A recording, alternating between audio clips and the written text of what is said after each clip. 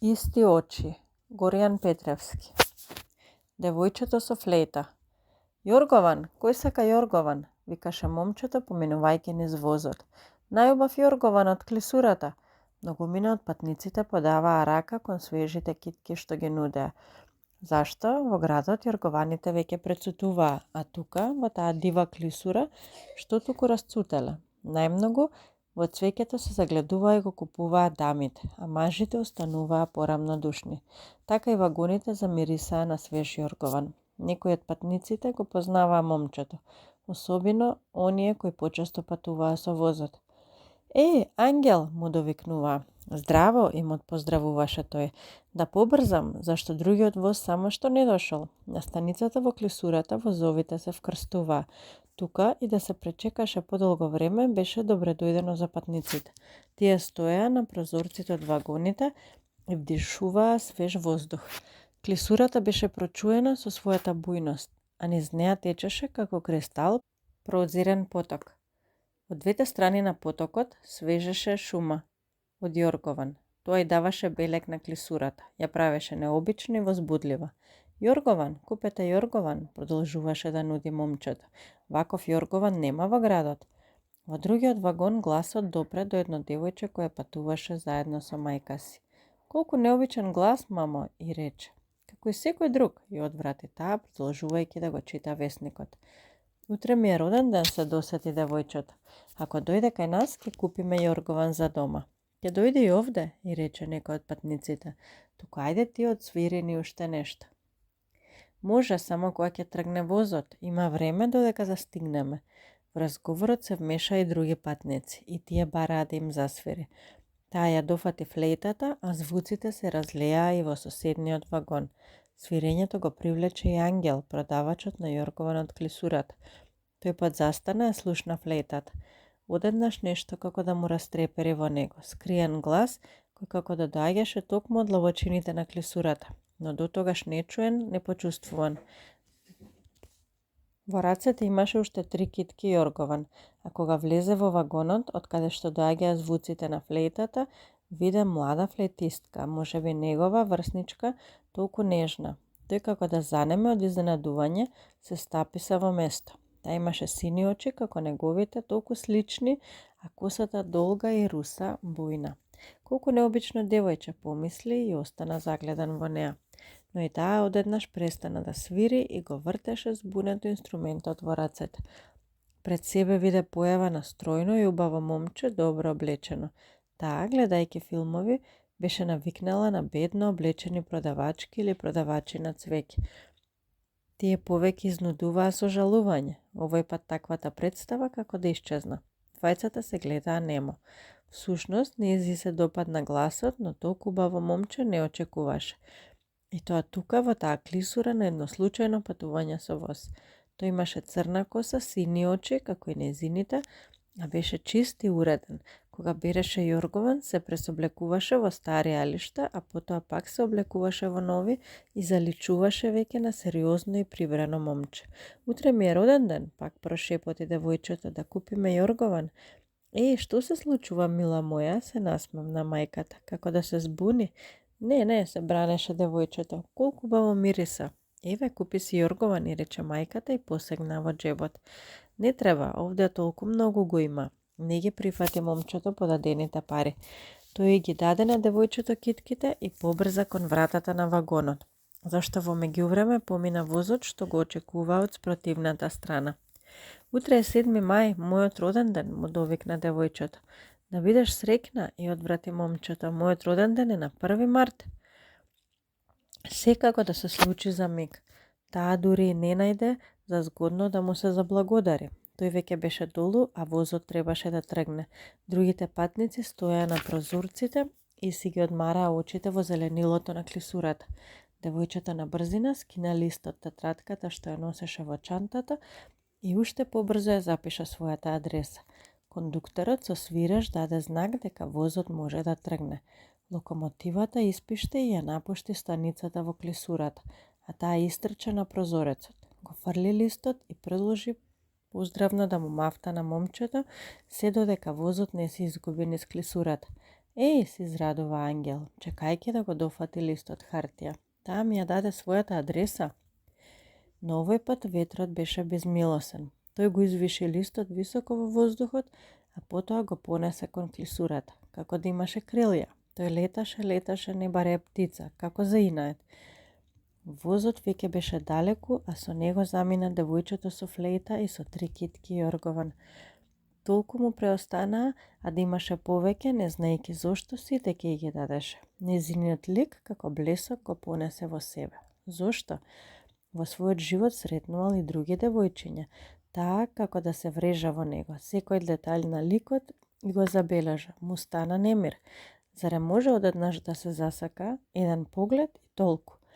Туку кога помисли дека незината адреса ја има на дофат, листот одлета далеку кон стрмолијата и се изгуби низ зеленилото на клисурата.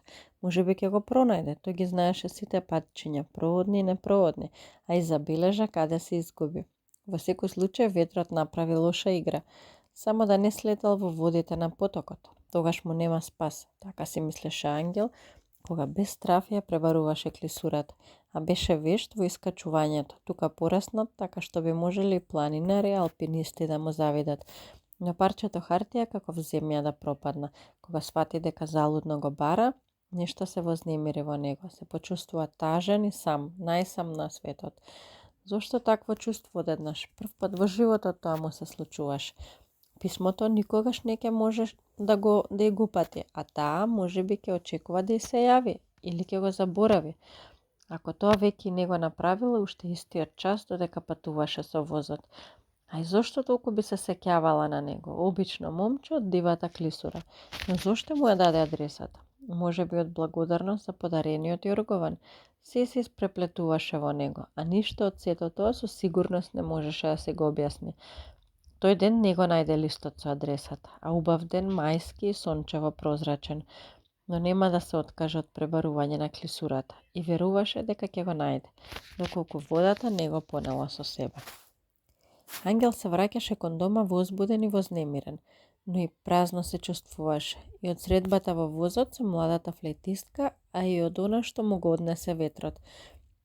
Куќата во која живееше се наоѓаше во клисурата, подалеку од пругата. Таа беше сама, една од оние осамени куќи, но сред бујна природа и зеленило, исто како на филм, а поинаку не можеше да биде со клисурата. Дали беше тоа првиот немир во животот? Може би од таков вид, макар што животот беше пред него. Наскоро требаше да заврши учебната година, а потоа збогум на клисурата. Ќе мора во градот да се школува да стане некој и нешто. Всушност тој сакаше биологијата. Во овој предел се соживеа со природата, со незиниот свет, се познаваше од прва рак. Но овој пат не знаеше дека во животот може да му се вплетка онаа необична флейтистка од возот на која и подари Јоргован. Тој се засрами да ги прифати подадените пари, нешто го сопре во мигот. И добро беше што најде возот од спротивната страна, па се случи на брзина и неочекувано. Едноставно ја спаси ситуацијата. Што ја натера и неа толку впечатливо да се загледа во него и уште да му ја фрли од прозорецот на вагонот својата адреса. Дали се допадна? А и зошто да и се допадна? Тој беше обичен продавач на Јоргован, момче од дивината, а таа припаѓаше на сосем поинаква средина, вревата и градот. На таквите прашања Ангел не можеше да изнајде одговор и колку да пребаруваше во себе. На вратата го пречека Калин, редок сој од кучешкиот род, волчијак кој му беше придружник во најубавите години од детството. Тој почна да му се умилкува околу нозете, да подскокнува во знак на добре дојде. Остави, Калин, те молам, не ми е дојдено до игра, му рече. Но кучето не попушташе и со своите нозе му ги зграпчи нозете на Ангел, не пуштајќи го ни чекор понатаму. Ама ајде, свати ме, продолжи да му се отурнува. Ако си другар, Калин беше неумолив, како да не сакаше да биде другар, туку бараше објаснување за рамнодушноста со која му приде неговиот млад господар. И да ти објаснам, не ке можеш да ме сватиш, знаеш, сепак ти си куче, а не човек, па како би разбрал, почна да се отвара Ангел. Замисли си дека во возот сретнуваш девојка со флејта која блеснува со сета своја убавина и гледаш како ветернича во неа, не можејќи ни збор да изустиш, но во мигот сваќаш дека на чуден начин ти припаѓа тебе, како да си бил цел живот со неа, а не можеш и не знаеш сето тоа да си го објасниш. Кучето почна мавта со опашката, кротко заквичи како да го свати и разбра тајниот говор на својот пријател. Така, кога веќе нема друг, ти биди првиот што ќе ме сослуша. Почна да го гали кучето. А што би правил ти да си на моје место? Кога ти би бил ангел, да речеме, а? Таа свири на волшебен начин на флейта, сака познанство, но возот заминува. А не знаеш ни како се вика, ни каде патува. Последна досетка, адреса на листот тетрадка, но тој лист го понесува ветрот високо, да не речам дури во облаци.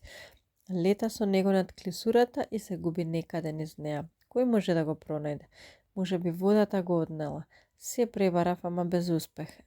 Тоа е несреќа, да знаеш. Кучето Калин го гледаше во очи и слушаше, но не можеше да му помогне. Ангел, допре глас до него. О, мамо, тука ли си? Се изненади тој. А јас мислев дека се уште не си се вратила. Што туку дојдов, рече жената и се појави на вратата. Оваа година билките пливнале, ги има како плева. Зимата беше влажна, затоа. Жената не беше многу млада, полничка со добродушно лице и очи. Мора да го родила својот син во поодминати години. А ти како помина, дали Јоргованот одеше на патот, го купува, денеска го продава во возот, рече, и сите китки ми ги купија. Момчето ги извади парите од джебот и ги покажа на мајка си. Добро, синко, а цудот од Јоргованот треба да се крши. Колку повеќе се бере, толку растението идната пролет ќе биде побогато со цуд, велеше жената. Парите што ќе ги заработиме ова лето ќе бидат за тебе. Од есен ќе мораш да учиш во градот. Јас и татко ти сакаме ништо да не ти недостига, да знаеш, но со една плата не може да се постигне.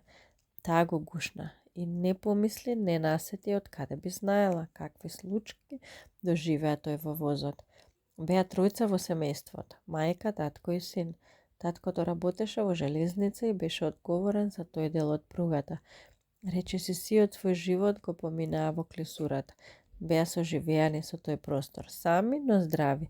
Од ништо не се жалеа. Доколку некој се разболеше, обично од настинка, тука беа тревките билки што ги собираа, а дома имаа голем број книги што ја проучуваа природата и лековите во неа. А оној кој живеел во такво место велат дека не се соживува со него и никаде во друг простор не ќе може да најде таков спокој. Но приказната за животот на ангел беше необична, многу необична. Тие денови тој беше постојано обседнат со девојчето од возот, а единствената врска со флейтистката веројатно неповратно одлета кон клисурата, но ангел не се откажуваше од намерата да го пронајде одвеаниот лист, додека не заврнал дожд, зашто мај знаеше и да задожди, и доколку водата од потокот не го понела во правецот каде што замина возот. Имаше моменти кога ќе си речеше: што има тој со некој кога прв пат го гледа во животот, нека си оди таа низ својот свет, а тој исто така. И зошто една таква средба толку многу да го вознемири? Да му донесе такво неспокојство од кое никако не може да се ослободи. Може би тоа е она токму што се нарекува љубов на прв поглед, а во која тој со своето никакво искуство, а какво искуство може да си има на негови години, не можеше да верува. Впрочем, во училиштето имаше девојчиња кои беа загледани во него, но на таквите погледи барем дотогаш не им придаваше поголема важност. А овде, тој прв поглед продолжуваше во недоглед. Така чувствуваше ангел, детето од клисурата, како што го викаа во училиште, кој секој утро од дома до соседното сливје мораше да пропишаче 5 километри натаму и 5 навраќање. Него го познаваа како бестрашно момче, па така и децата и наставниците, а и селаните се однесуваа со почит кон него. Во почитните оделенија до училиштето го придружуваше таткото или мајката, а потоа одеше сам. А кога го доби кучето Калин, подобар другар не можеше ни да очекува. Тој почна наутро да го испраќа до училиште, а штом ќе дојдеше време за враќање, пак ќе се најдеше на излезот. Така го воспитаа кучето, кое можеше дури и санка да влече. Така течеше и детството на ангел. Тој беше сам во таа клисура, а не беше недружелјубиво момче. Напротив, но немаше никој со кого сака да биде нераскинливо врзан како другар. Во училиште го сакаа, Таму другаруваше за време на часовите, а попладне, кога требаше да се игра, другарите од одделението беа далеку. Нему му остануваше да другарува со Калин, кој беше само куче, потоа со животните, со сиот оној див свет од клисурата.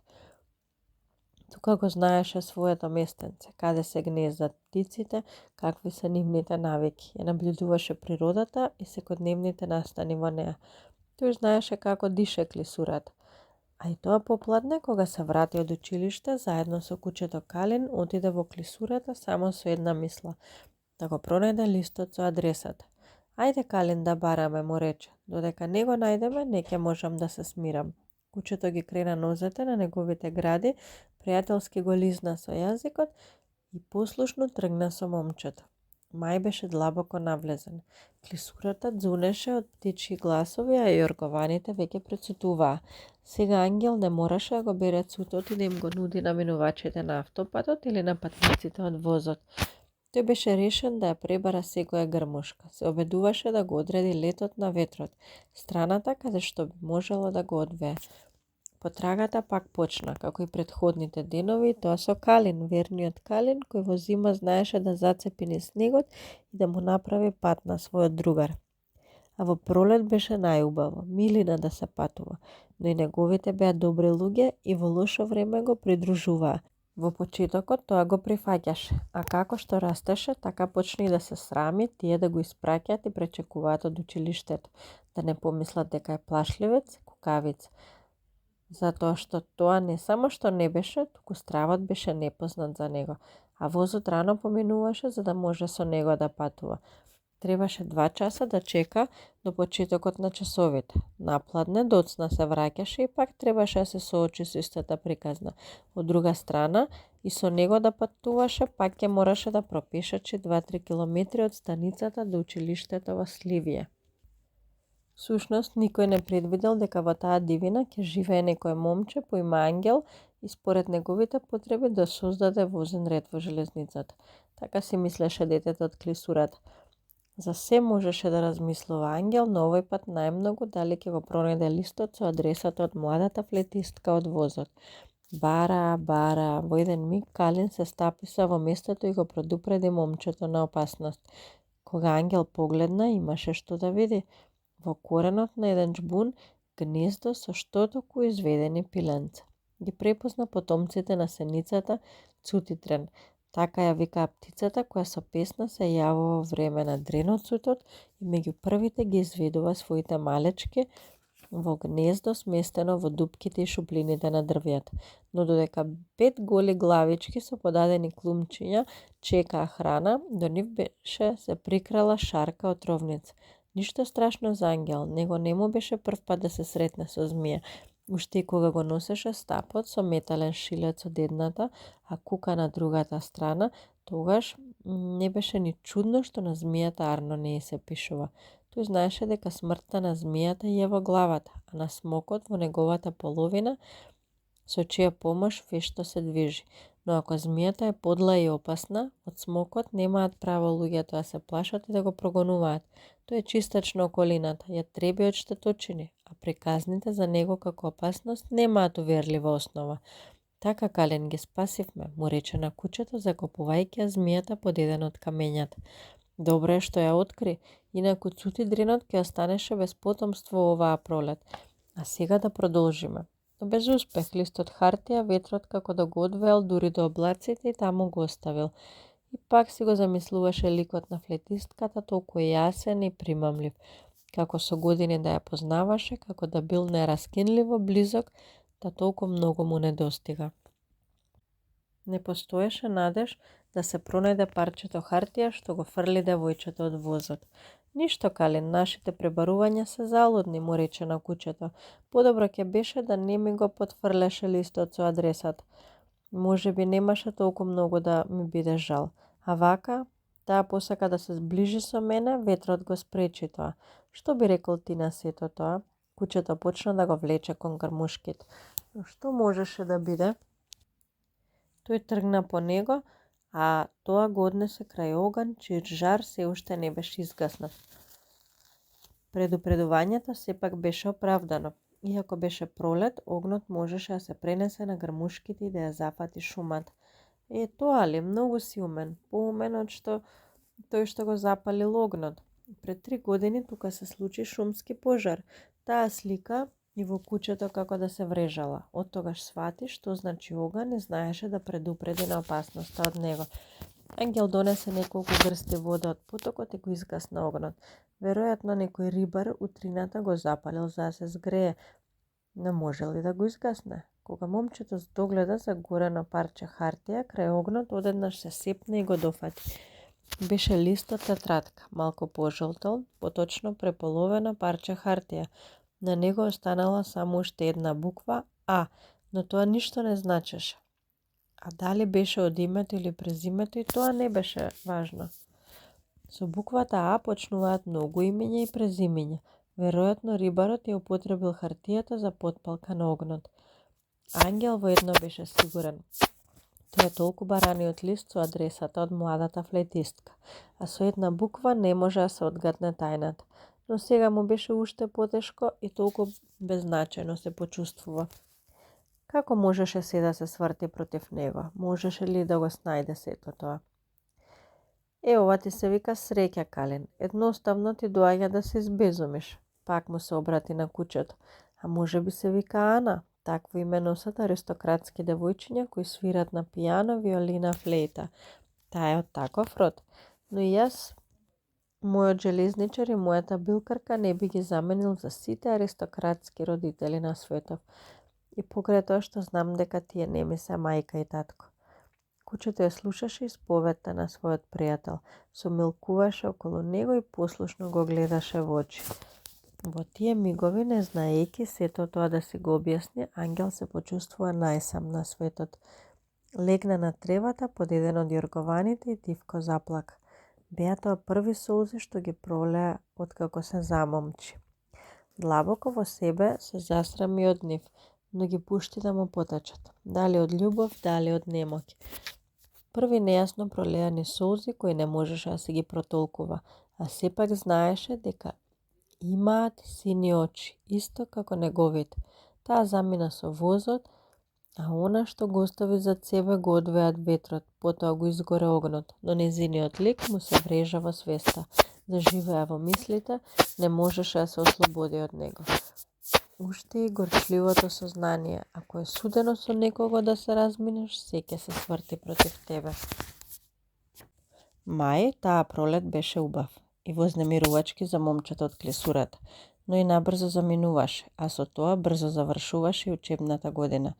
Ангел не само што не беше слаб ученик, туку беше меѓу најдобрите.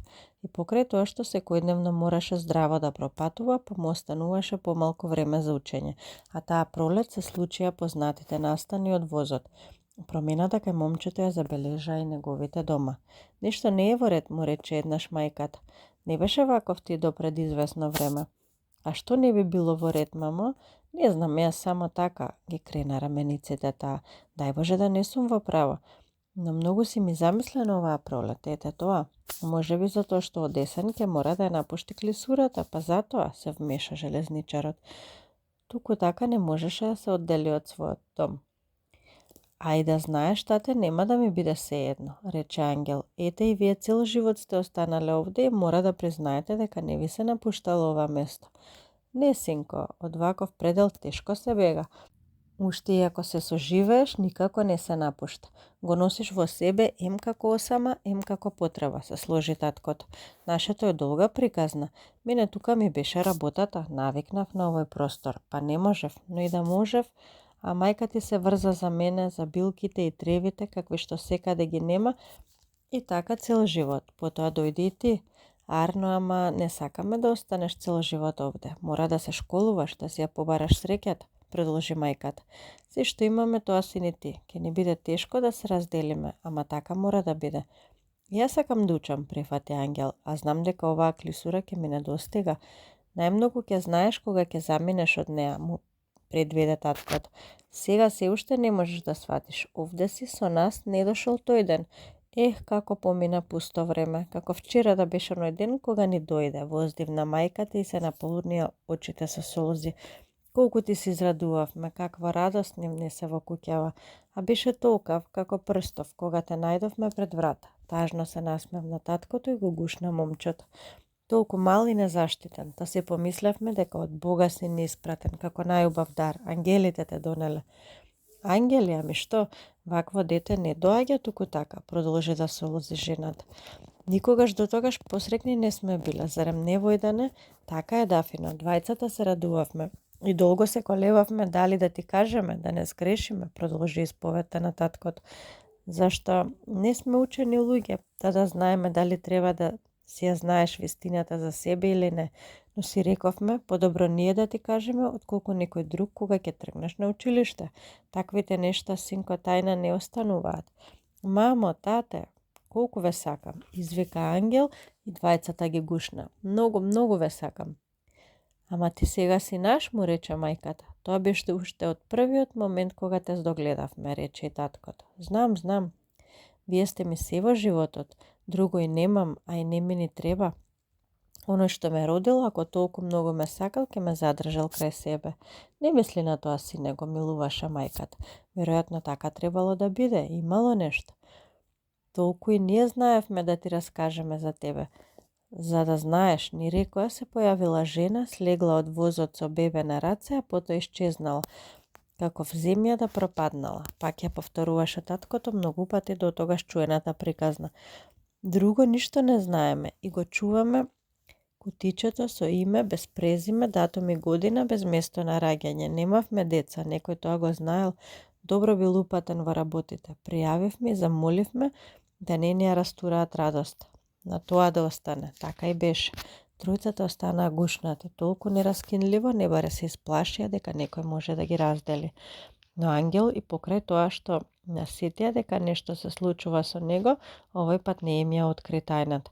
Како би им ја кажал, зарем да побара разбирање за една беззначена средба во возот? Како ќе го разберат? Љубов на прв поглед, тоа ли да им рече? Не е тајната, нека си остане за него. Нека ја знаат само тој и Калин, кучето другар. Може би сето тоа и ќе помине, може малку треба време за да заборави. Тој ден разговорот на тоа и заврши. Но сепак, кога подобро ќе размислеше, не можеше се одеднаш туку така да заврши. Таа средба во возот со необичната флейтистка продолжуваше да го вознемирува. Нејзината појава никако не му исчезнуваше. Колку и да се обидуваше да ја заборави, не можеше. Тој знаеше, таа ќе го прогонува, може би цел живот се додека не ја сретне, не ја пронајде. А се случуваше како во некаа сказна. Девојката исчезнала, а влюбениот принц тргнал на крајот од светот да ја бара. Во сказните, оние што се бараат ќе се најдат. Но дали е така во животот? Времето течеше, учебната година заврши. Летото почна, а со него дојде и уписот во новото училиште во градот, далеко од клисурата. Тој веќе го напушти Сливија, селото во кое учеше 8 години и не можеше да се пожали дека му било лошо. Сепак, таму му останаа добри другари и пријатели, а најмногу го изненади девојчето Ирина, ќерката на поштарот. Таа беше 7-оделенка, но она што му се случи најмалку го очекуваше од неа. Кога заврши последниот час и се тргна за дома, на излезот од селото, на свиокот, на патот кај ливадите, најпрво слушна чекори зад себе, а потоа некој го повика. Ангел! Тој се сврте и се изненади. Ирина?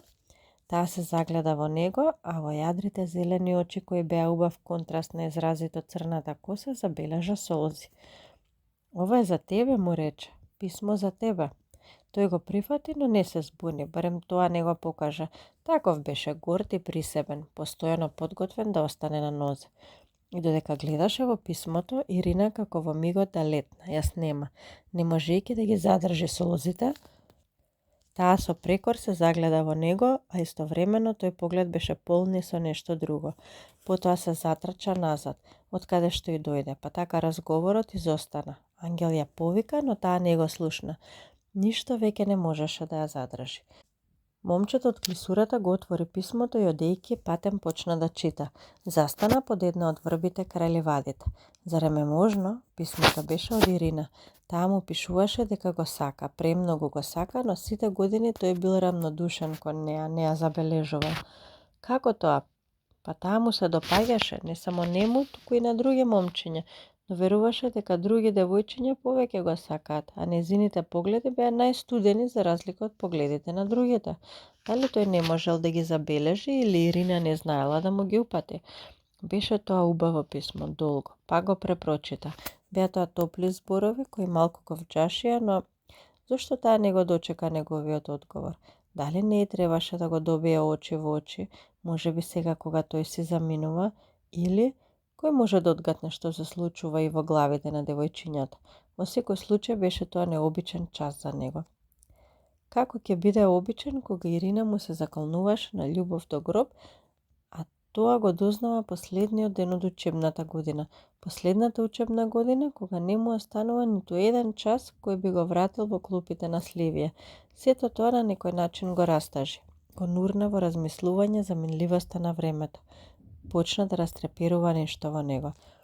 За прв пат во својот живот размислуваше за сопственото однесување.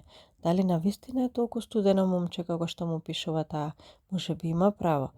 Но таков го направил животот и околностите, годините во клисурата. Кој знае што? Тоа писмо, сакал да призна или не, му дојде како мелемна тешка рана. Тој свати дека може би навистина не им предодавал значење на погледите од девојчињата, а беше од оние момчиња без друго, најхрабрите меѓу другите, кој знаеше да го разоружа противникот. Никој никогаш не се обиде да го навреди, да го предизвика. Ако некој се охрабреше, беше пред време осуден на пораз, неизгубена битка. Зашто Ангел беше роден да биде авторитет меѓу своите врсници. Сите тоа го чувствуваа, дури наставниците. Затоа не беше ни чудно што ниедно од девојчињата не му го измами погледот. Се разбира, освен онаа млада флетистка од возот, со која во животот не бил дури ни 5 минути, а чувствуваше дека сиот свој живот го поминал со неа. Каква е таа неправда кон другите девојчиња, па и кон оваа Ирина, која сепак за многу нешта во писмото и може би има право. Дали никој доволно не го познаваше, може би длабоко во себе чувствуваше бунт и нанесена неправда, а тоа беше и разбирливо. Против сето тоа се обидуваше да се бори и успеа да победи, или барем да се заштити од евентуални напади и навреди што може да ги донесе животот и средината во која живее. Се е на некој начин исповрзано и испреплетено во разни јазли, кои понекогаш мора да се отплеткуваат и одврзуваат. Кај него се си спреврте онај ден кога го сретна девојчето од возот. Инаку дотогаш кога неговите соученици ќе почнеа да се фалат со љубовни подвизи, тој во себе им се посмеваше на приказните и беше убеден дека се измислени. Дури сега, кога го држеше писмото од керката на поштарот и тоа лично на рака предадено, а мислите постојано му идеа и кон флейтистката од возот. Ангел свати дека човекот најдобро учи на сопствените искуства, но и дека тие можат да имаат превисока цена. Летото во клисурата беше необично убаво, како и другите годишни времења, се разбира. Штом ќе заврши летото, Ангел ќе замине во градот, ќе учи во гимназија. Таа му нудеше најсеопфатно образование, а еден ден ќе стане биолог. Така си вети пред себе. Желба му беше да ја проучи клисурата и живиот свет во неа. Таа што беше негов роден крај, детство и најубави години од животот. Тој знаеше, нема да му биде лесно кога ќе замине, но еднаш пак ќе се врати со нови сознанија во себе, темелно ќе ја преиспита, ќе ги разоткрие оние тајни кои не успеа да ги доосознае ни сите овие години што поминаа под незиното чисто небо. Тој уште во јуни се запиша во гимназија. Големиот град му беше отворен, а и знаеше дека нема да му биде лесно, но до есен се уште имаше време. Иако мислеше дека со изминување на времето малку ќе заборави на девојчето од возот, се лажеше. Колку одминуваа деновиве, толку беше повеќе обседнат со флейтистката, која речиси беше само миг во неговиот живот, а толку многу му се всели во мислите. Се обидуваше да не мисли на неа, да ја заборави, едноставно да ја избрише од сеќавањето. Но како? Толку јасно ја гледаше пред себе. Така секој ден од тоа лето. По кој знае кој пат ја создаваше и пресоздаваше во себе, се до оној час кога посака и да ја наслика. И без тоа имаше желба за цртање, но не мислеше дека е талентиран за таа работа. В училиште беше пофалуван за своите цртежи. Наставничката по ликовно дури го застапуваше на изложбите. Но нему цртањето му беше одмор, а во убавите денови знаеше да седне во дворот и да слика мотиви од клисурата. Тоа беше друго, а сега му се јави желба да нацрта портрет на девојче што само еднаш го видел во својот живот, портрет посеќавање, форма на изразување која веројатно и за вистинските сликари е тешка. Ке се обиде, па што ќе биде, нека биде. Зеде четки, бои, се што беше потребно за таква работа. Почна да скицира, да шарка по хартијата. Имаше среќа уште на почетокот од портретирањето. Ликот на девојчето никогаш дотогаш не му бил појасен. Како да стоеше пред него со насмевка на лицето, вжарена во оној мајски ден, а очите, тоа беше најлесно, затоа што и беа исти како неговите, јадри, јасно сини, може би малку повеќе замечтаени отколку кај него. Ангел сликаш, сиот се внесе во портретот на младата флейтистка, и тоа со неверојатен успех, зашто во еден момент тој веќе имаше готов портрет, црно-бел. Добро се загледа во ликот. Таа беше, му личеше на неа, беше задоволен. Дури не вообичаено за него да биде задоволен од својата работа. Но овој пат стануваше збор за нешто сосема друго. Па така, всушност тој не беше сликар и дотолку повеќе се радуваше кога знаеше дека за нешто нема квалификација, а сепак работата успешно ја завршил. Така реши од тој мини портрет да направи поголем, во вистинска сликарска техника. На портретот работеше полека, не брзаше, а на крајот никој да не поверува. Направи толку убедлив портрет кој се издигна дури над неговите очекувања. Беше задоволен, но и убеден дека успеа да ги долови детаљите на девојчето од возот. Долго го разгледуваше од сите страни, се додека не му се допадна. Го нарече девојчето со флейта, портрет посеќавање. Но какво сеќавање, немир и љубов истовремено, очај и беспомошност, а сето тоа не можеш да си го објасниш, да му дадеш одредена форма, да си го протолкуваш што е всушност таквото чувство. Ангел беше пред нерешлива загадка. Летото течеше во клисурата. Портретот беше над зидот од неговата соба. Тој постојано гледаше во него и се прашуваше дали го погодил, но и се надеваше дека ќе ја пронајде во оној голем град во кој од есен и самиот ќе живее. Нешто го тераше да верува дека ќе се сретнат очи во очи и секој ќе каже што му тежи на душата, а многу му тежеше. Имаше пречувство дека патиштата ќе им се сретнат. Нема онаа средба во возот да заврши во заборав. Таа ноќ Ангел долго не можеше да заспие. Свежината на летото во клисурата ја исполнуваше собата. Во другата соба спиеа неговите. Мајката беше уморна од талкањето по билки кои цутеа во тој период од летото, а таткото требаше рано да стане за на работа. Но момчето беше будно. Спокојните звуци на летната ноќ залудно му го довикуваа сонот. На есен ќе замине во градот. Може би таму ќе ја сретне необичната флейтистка со која беше обседнат. Незиниот портрет, слика посеќавање, сега го мамеше од зидот во собата. Желбата да ја сретне се повеќе се разгоруваше. Таа желба го влечеше во градот. Колку повеќе ја гледаше, толку му стануваше поблиска, уште повеќе ја засакуваше. Тајната на никого не му ја откриваш. Впрочем, тој беше сам во клисурата. Ки излажеше ако речеше дека никогаш не размислуваше и за своите вистински родители. Еве и во овие ноќни часови помислуваше и на нив. Зошто го оставиле пред нечија врата сам и отфрлен, на милост и немилост. Можело да се случи таа прва авантура во животот да заврши многу лошо по неговиот живот. Што ќе се случило ако неговите старатели не биле дома, а тој со својот бебешки плач не можел да ги довика. Никој немало да го чуе. Таа куќа е осамена во клисурата, но околу има само шума, треви и вода.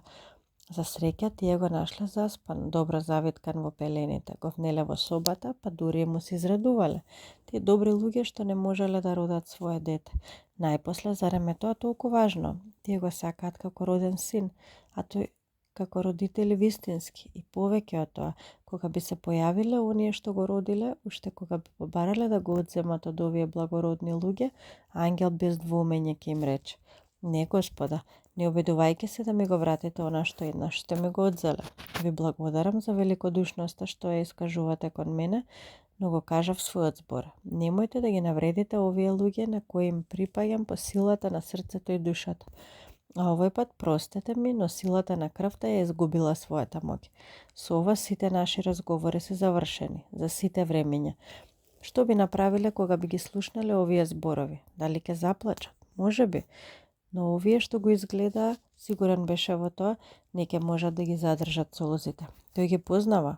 Тие навистина се добри. Во тој случај, токму нив би ги гушнал, би ги утешил дека никој нема да им го одземе, да го оттргне од нивната љубов. Во тоа беше убеден и сигурен во себе. Не беше од оние кои беа склони да сожалуваат, но овие луѓе го научија да биде човек и да го сака животот. И добро беше што му ја кажаа вистината, навреме, да не го стрелнеше од друга страна и да го зачекаше неподготвен, зашто таа понекогаш и покрај тоа што е тоа, вистината, може проклето да здоболи и да рани, а вака ништо не можеше да го изненади. Такви размисли му се вртеа низ главата, но и знаеше дека никого на светот нема од рода и порода, освен железничарот и билкарката од клисурата, а не можеше да си објасни зошто толку многу се сроди со ликот на она девојче од зидот. Тој лик што самиот го создаде и тоа од љубов, од некоја внатрешна потреба за чиста загадка. Не можеше да најде излез. Дали тоа чувство е она што се нарекува доаѓање на љубовта. Така со ликот на девојчето од возот и со тајната за своето потекло, Ангел се обидуваше да заспие. Не можеше. Во тие будни часови и сонцето рано го изненади. Тој погледна низ прозорецот кон исток, а неговата румена појава создаваше необично пламено езеро. Во тој миг сонот како да му доизбега. Посака да го одгонетнува раѓањето на денот. Доаѓаше убав летен ден, еден од оние кои мамат за скитање низ клисурата, веројатно со калин, и само што се врати во кревет ги затвори очите. Сонот му дојде заедно со утрото. Тоа лето сепак најбрзо измина и колку повеќе наближуваше денот кога требаше да ја напушти клисурата, толку повеќе растеше и вознемиреноста. Ангел за прв пат ќе замине од тој необичен предел и тоа во голем град, таму каде што владее нечистотијата во воздухот, мирис на автомобили, реа на фабрички отпадоци. Тој беше навикнат на здрава, чистина, свеж воздух. Дури во одредени моменти помислуваше и да не ја напушта клисурата, но таквата помисла веднаш ја отфрлаше. Ке мора да оди, така сакаа и неговите. А и самиот тој знаеше дека тоа е неизбежно. Имаше своја цел во животот. Пред заминувањето го одржуваше помислата дека во градот ќе го сретне девојчето од возот. Мора да ја пронајде, неа, чиј портрет го наслика по сеќавање и секојдневно го гледаше над зидот од својата соба, каде што и ќе остане, а ќе го понесе со себе мини портретот кој речиси беше ист со големиот и му послужи како основа за да го нацрта ликот на младата флейтистка. Тој ќе му биде патокас за да ја пронајде, зашто буквата А од името или презимето не можеше ништо да открие. Може би и флейтата беше значаен белег. И покрај тоа што знаеше дека градот е преголем, таму врие од народ и не беше лесно во толку голем свет да се бара препознавање на еден лик. Кој би можел да ја пронајде во толку голем број девојки во градот? Но Ангел беше од оние кои веруваа, многу веруваа во крајната цел, а тоа го водеше и низ животот. Како и што веруваше дека еден ден ќе стане биолог, а до тогаш многу ќе учи и ќе се врати во клисурата за да ја доразчепка, да ги провери незините загадки кои во голем број ги има. Така ден по ден летото се замина, дојде и часот за разделба со клисурата. Со тој драг предел кој беше детство на едно момче, но сепак не толку осамено, иако само во таа дивина. И во никој случај не му беше неинтересно и здодевно, како што многумина си мислеа. Клисурата имаше необичен јазик на блискост и разбирање со своите жители. Богат свет за оние кои што живееа во него, за да бидат нејзин дел и да ја засакаат. Тој ден во куќата на Чичко Војдан, железничарот и тетка Дафина, билкарката, која што ја познаваше чудната моќ на секоја тревка, им беше весело, ем тажно. Весело, затоа што Ангел порасна ќе учи во градот за да стане човек, да успее во животот. Тажно, затоа што се разделува од нив, а без него во куќата ќе биде празна и глуво.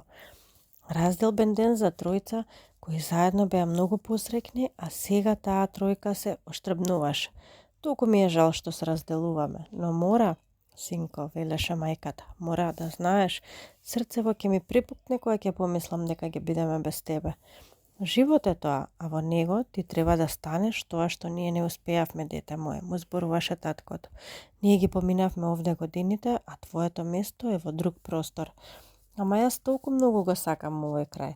Нема да ми биде лесно да се разделам и со вас и со клисурата, си призна Ангел. Знам како ти е во душата, продолжи таткото, но твоето заминување не значи избогум за клисурата. Таа е зелен рај, ама за грбот на Бога, а момче како тебе, својата среќа не треба да ја врзе токму за неа. Пак ќе ни се враќаш, ќе ни доаѓаш за празниците, на полугодие, 3 месеци преку летото, се обидуваше да го спокои мајката. Животот е поинаков, а светот е многу поширок од овој што ние го познаваме. Нам ни е доцна да правиме селедби. Ние ќе си останеме цел живот овде, се исповедуваше железничарот, а тебе не треба да те осудиме. А и учењето добро ти оди, подзеде мајката. Но јас сакам еден ден да се вратам, да испитам клисурава, им одврати Ангел. Ќе бидам биолог, го засакав тоа ете. Тоа е веќе друго. И влијание од Дафина, се насмеам на таткото. Тогаш ќе дојдеш како свој човек, независен од никого, а клисурата ќе те чека. Никаде нема да избега. Ние ќе настојуваме да му биде добра во градот, да мора да се школува. Прифати жената, колку што ни се силите, а за толку ги имаме. Пред заминување Ангел се загледа во портретот, а оној помалиот веќе му беше во торбата. Него ќе го понесе со себе. Дали незиниот лик барем малку од малку е погоден? Ако е така, во тој случај, сето тоа е плод на чиста случајност, а не на некоја преголема дарба. Во тоа беше убеден и не си ги преценуваше сликарските способности. Оној ден не стигна да го каже дури ни своето име, ни да ја праша за незиниот. А потоа, кога слезе од возот, се сети за се што испушти тој час. Уште кога ветрот го одвеа листот, свати дека ќе биде тешко да ја открие тајната. Но кога го најде изгорен во огнот, тогаш се одеднаш се претвори во безнадежност. Веројатно така е во животот. Во еден момент сваќаме се што сме пропуштиле, но за еден миг сето тоа не можеме да го поправиме. Како овој пат во возот, на станицата во клисурата. А сега истиот тој воз требаше да дојде. Со него ќе замине Ангел, и тоа во градот, каде што веројатно живееше и девојчето со флейтата. Тој мора да ја пронајде. Не губеше надеж. Како да ја насетуваше средбата со неа. Но дали навистина ќе дојде до средба? Ете го возот. Да, истиот воз на истата станица. Тука чека и другите патници. А Ангел заминува еден ден порано. Утредента ќе има повеќе патници, ќе биде недела, и оној ден, кога ја сретна, беше сабота. На се помисли момчето од клисурата, дури и на местото во вагонот на кое седеше заедно со мајка си, на звуците од флейтата. Пред да влезе во возот, тројцата се прегрнаа. Мајката и таткото не можеа да ги задржат солзите.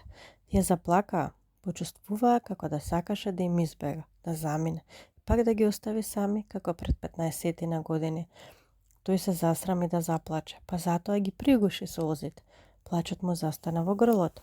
Ангел многу ги сакаше тие добри луѓе кои го нашле пред својот праг и го одгледаа како свое дете. А сега еве ќе се разделат. Тој се наоѓа на крстопат, ќе мора да замине. И куќето Калин беше тажно. Беше необично мирно. Од време на време Тивко квичеше и си препиваше во нозете на својот најдобар пријател, како да не сетуваше дека тој сега заминува и го остава сам во клисурата. Возот тргна. Од перонот му мафтаа рацете на двајцата негови старатели, кои сепак најмногу го сакаа. Го испраќаше погледот на куче, кое му беше добра замена во недостиг на другар во тоа осамено место, но драго и незаменливо на свој начин. А сега, далеку од него во градот, во потрага по нов живот, но и по еден лик кому му се приврза на необичен начин, од само една единствена средба, девојчето со флейтата од возот. Гледаше низ прозорецот. Возот веќе одминуваше и го напушташе местото кое што роден крај му беше. Збогум, мила мајко, збогум, добар мој татко, збогум, Калин, родна клисуро моја, си прошепоти во себе и пушти да му се одронат солзите од очите. Момчето од клисурата. Момчиња, немојте да се плашите, знаете. Воспитувачите се родени полицајци, но и ние не пиеме мастило. Може да се излезе накрај со нив. Ги тешеше новодојдените некои од матурантите. Во интернатот е добро затоа што сите сме рамноправни. Имаат ист третман. Не е да речеме како да си подстанар на некоја газдинска куќа во која децата од газата ги имаат сите права, а само ти си обесправен. И постојано те клукаат со совети. Не прави она, не прави ова, да внимаваш на струјата, да не ти доаѓаат другари затоа што имаат ќерка во куќата. Ама да не ти доаѓаат и девојки затоа што можат да бидат лош пример за ќерките и уште кој знае какви ли не забрани и тортури. Новите жители на интернатот го гледаа со ококорени очи и го слушаа со восхит, а матурантот зборуваше како да е навиен.